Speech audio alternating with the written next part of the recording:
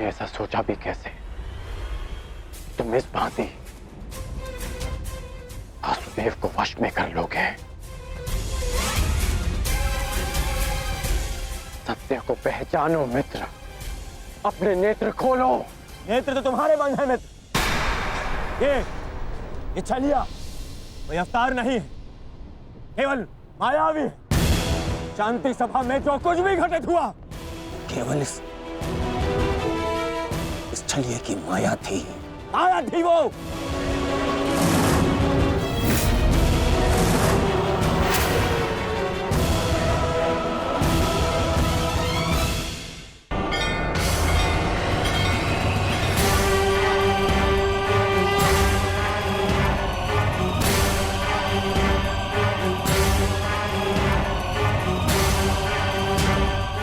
ये लो पौंड्रक, वो अस्त्र जिसका वास्तविक वासुदेव के पास होना अनिवार्य है।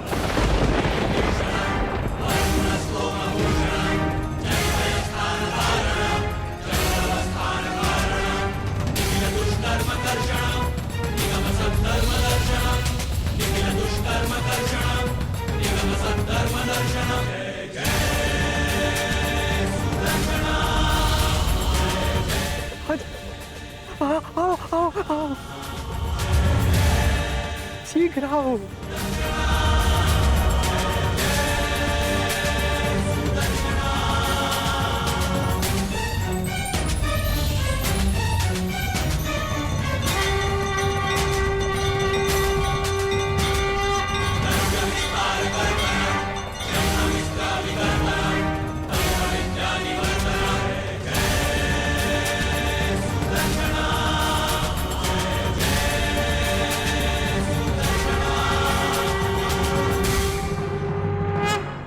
अंततः वो समय आ गया जिसकी मुझे बरसों से प्रतीक्षा थी। मुझे मेरा सुदर्शन चक्र मिल गया मुझे मेरा सुदर्शन चक्र। अब मुझे परास्त कोई नहीं कर सकता, क्योंकि मैं अब सर्वशक्तिशाली हूं। मैं वासुदेवा।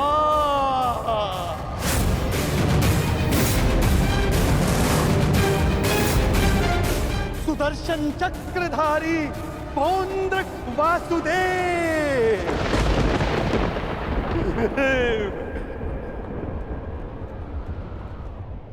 अब समझा मूर्ख सूत पुत्र कि वास्तविक वासुदेव कौन है? तेरे इस छलिए कृष्ण ने भी स्वयं यहां स्वीकारा कि वास्तविक वासुदेव कौन है। यदि अब तूने मुझ पर कोई प्रहार करने का दुस्साहस किया तो अब तू भली भांति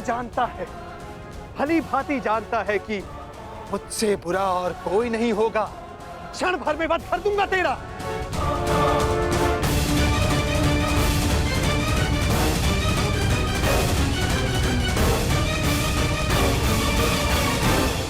और तुम पांडु पुत्रों, अब तुम देख रहे हो ना कि सुदर्शन चक्र अब किसके हाथों में है?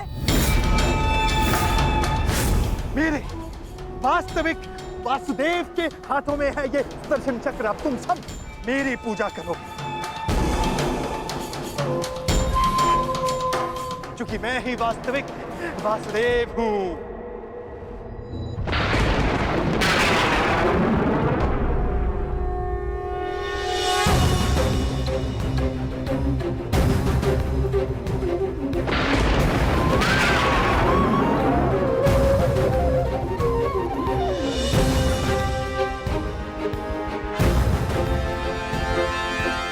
चक्र का भार क्यों बढ़ता जा रहा है?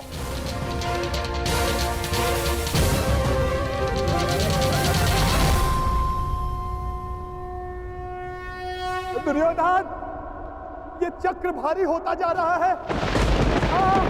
ये चक्र मुझे कुचल देगा।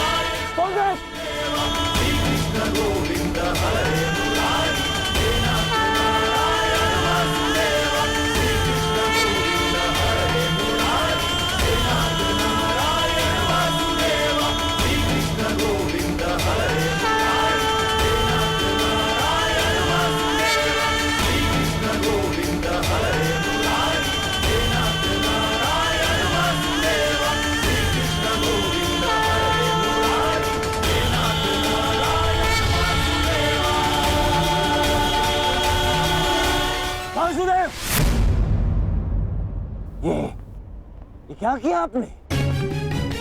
बंद कर दिया, छल किया, फिर से छल किया आपने।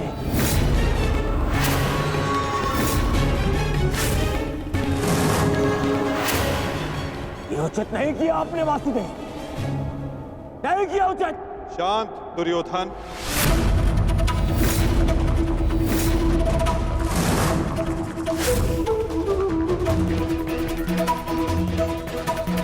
इतना क्रोधित क्यों हो रहे हो गांधारी नंदन?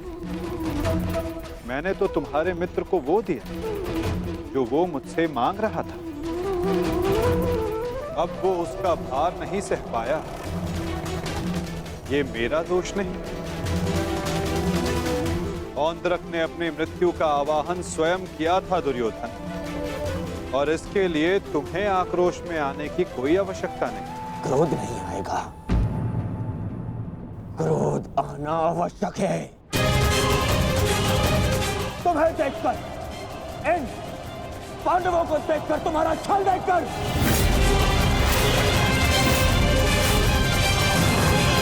कैसा छल दुर्योधन?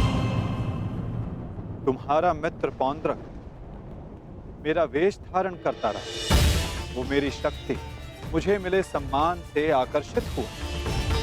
वो मेरे जैसा बनना चाहता था, परंतु वो ये नहीं समझ पाए कि शक्ति और सम्मान किसी का वेश धारण करने से, किसी का रूप धारण करने से नहीं मिलती।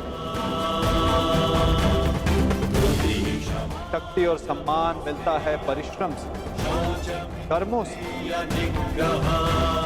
यदि लौह को सुनहरे रंग से पोत दिया जाए तो उससे आभूषण नहीं बनते दुर्योधन। स्वर्ण बनने के लिए कड़ी अग्नि परीक्षा देनी होती है, कसौटी पर खरा उतरना पड़ता है दुर्योधन। और तुम्हारा मित्र सुदर्शन चक्र की कसौटी पर खरा नहीं उतर पाया, और अंततः उसने अपना नाश कर लिया। तुम्हारी हानि पर मुझे खेद है दुर्योधन, परंतु पौंद्रक के अंत पर नहीं, क्योंकि उसके कर्मों का फल ही यही है।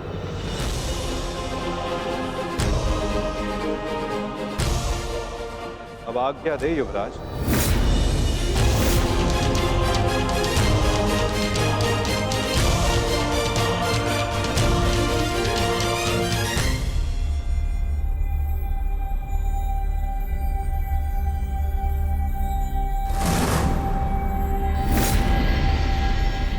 कल युद्ध के नियम निर्धारित किए जाएंगे गांधार राज। जब युद्ध क्रीड़ा में नियम निर्धारित किए जा रहे थे तब वहां मैं उपस्थित नहीं था, परंतु इस बार उत्सुक हूं ये जानने के लिए कि इस युद्ध में अपनी विजय के लिए आप क्या नियम बनाएंगे गांधार राज।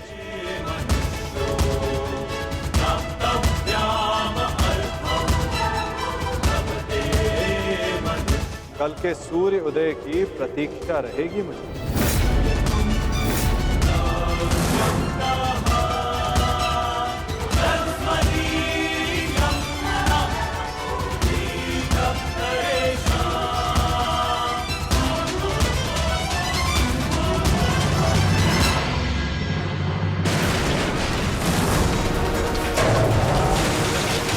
क्या हो गया? ये क्या कर रहे हो तुम? हाँ, देखो देखो दुर्योधन, देखो। नहीं दुर्योधन। मैं उस वासुदेव को नहीं छोड़ूंगा।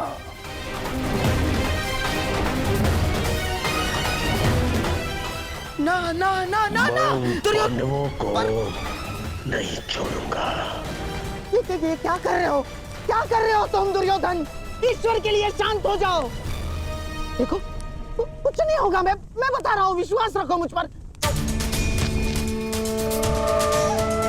आप शांत हो जाइए, अन्यथा मैं आपको शांत कर दूंगा। नहीं, देखो दुर्योधन। हाँ, शांत हो जाओ दुर्योधन। देखो तनिक सोचो, पौंड्रक के जाने से हमें कोई हानि नहीं पहुंची है, कोई हानि नहीं पहुंची है दुर्योधन। इस संसार में हर कोई अपना एक प्रयोजन लेकर आता है और पौंड्रक ने भी यही किया। पौंड्रक का केवल एक ही प्रयोजन था कि वो मद्रराज शल्य को भ्रमित कर दे, और पौंड्रक ने अपने जीवन का प्रयोजन सिद्ध कर दिया है दुर्योधन। अब हमारे पास 11 अक्षौणी सेना है और पांडवों के पास केवल 7 दुर्योधन, केवल 7। अब ये विलाप का समय नहीं है, उत्सव का समय है, उत्सव का। उत्सव मनाओ। वो तो ठीक है मामा श्री, परंतु मैं उस वासुदेव का कौतुक भुला नहीं पा रहा हूं।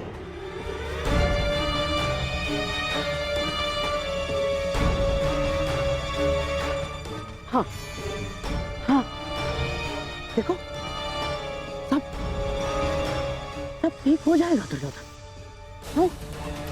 तुम बैठो बैठो बैठो। अब ये सब कुछ छोड़ो ना दुर्योधन। देखो युद्ध में वो कृष्ण छलिया कुछ नहीं कर पाएगा। पूछो क्यों? तो निहत्था है वो।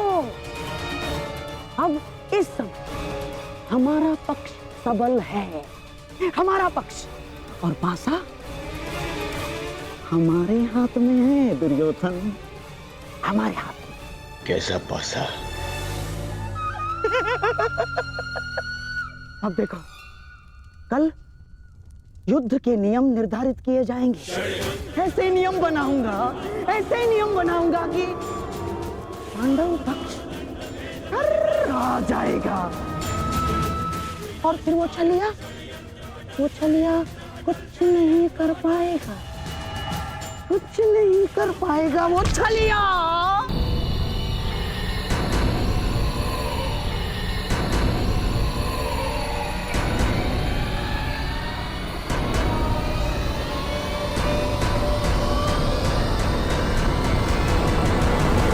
तो सभा में उपस्थित सभी महायोद्धाओं को शकुनी का प्रणिपात स्वीकार हो। जैसे कि हम सब जानते हैं कि हम सभी एक महायुद्ध में भाग लेने जा रहे हैं, परंतु बड़े खेद के साथ एक बात सूचित करना चाहूंगा इस सभा में। जैसे कि हम पर अर्थात कौरवों पर हमेशा से सदा से लांछन लगते आ रहे हैं, आरोप लगते आ रहे हैं कि हम छल करते हैं, हम कुचक्र करते हैं, हम षड्यंत्र रचते हैं, है ना वासुदेव? चाहे वो युद्ध हो या द्यूत। इसीलिए आपके मन से वो भ्रम निकालने के लिए इस खुली सभा का आवाहन किया गया है। तो वासुदेव, क्या आपकी अनुमति है? एक चतुर गुरु जब गुरुकुल से कुछ समय के लिए बाहर जाए तो वो आश्रम के सबसे योग्य शिष्य को उसका उत्तरदायित्व कभी नहीं देता। वो आश्रम के सबसे नटखट शिष्य को ही इसका उत्तरदायित्व सौंपता है। क्योंकि जब बिलाव को माखन की रखवाली के लिए स्वयं बिठा दिया जाए तो किसका साहस कि वो माखन चुरा सके। अर्थात आपको भी अनुमति अवश्य है गांधार राज।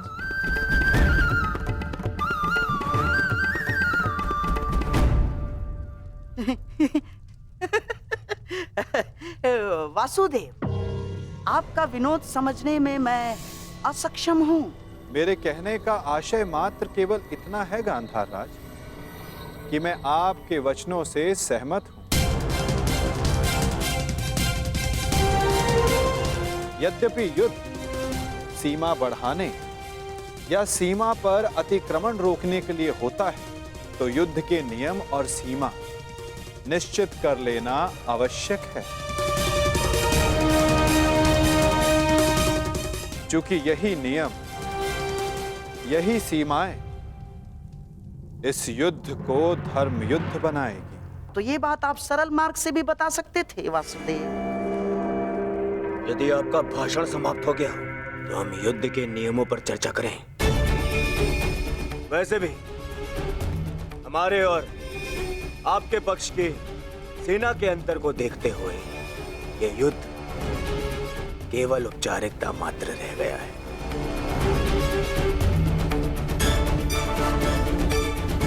नियम बने या ना बने, हमारी विजय निश्चित है।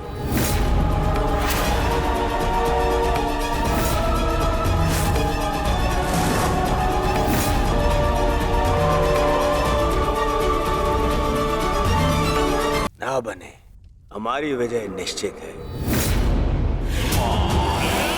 इस आत्मविश्वास का कोई एक कारण तो बताओ।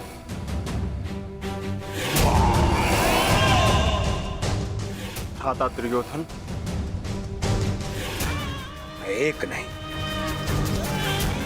दो नहीं, तीन कारण बताता हूं, जो समझ आए चुन लेना।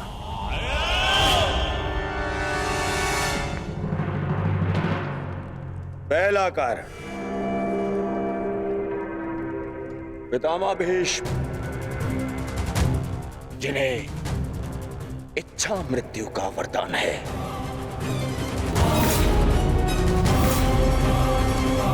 दूसरा कारण,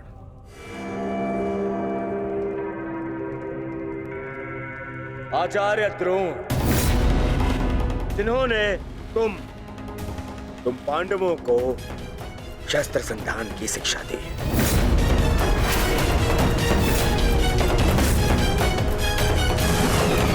क्या इनके धनुष को काट सकने का समर्थ है तुम में से किसी के पास भी? इनका समर्थन भी मेरे पास में। तीसरा कारण,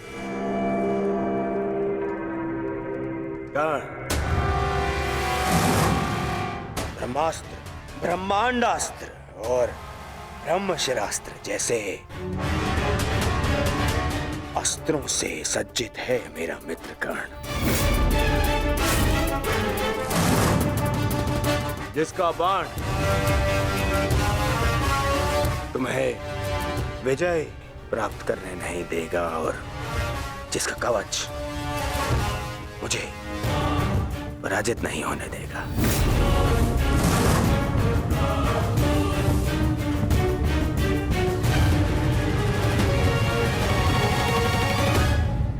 इसके अतिरिक्त मोहम्मद शकुनी, जिनकी कूटनीति का तोड़ तुम में से किसी के पास नहीं है। हाँ मोहम्मद शरीफ,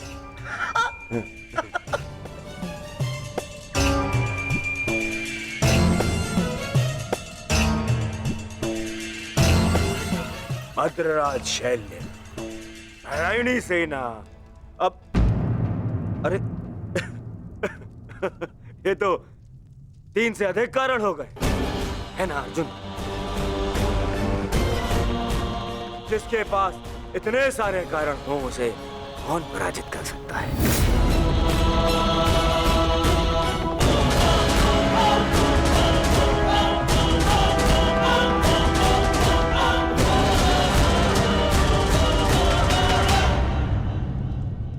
विजय और पराजय का निर्णय तो युद्ध के अंतिम दिन होगा हस्तिनापुर युवराज। नियम तो केवल युद्ध का मार्गदर्शन करते हैं। अंत में कौन कितनी सीमा में रहता है और किसे सीमा तोड़ने का दंड मिलेगा, ये तो समय ही बताएगा।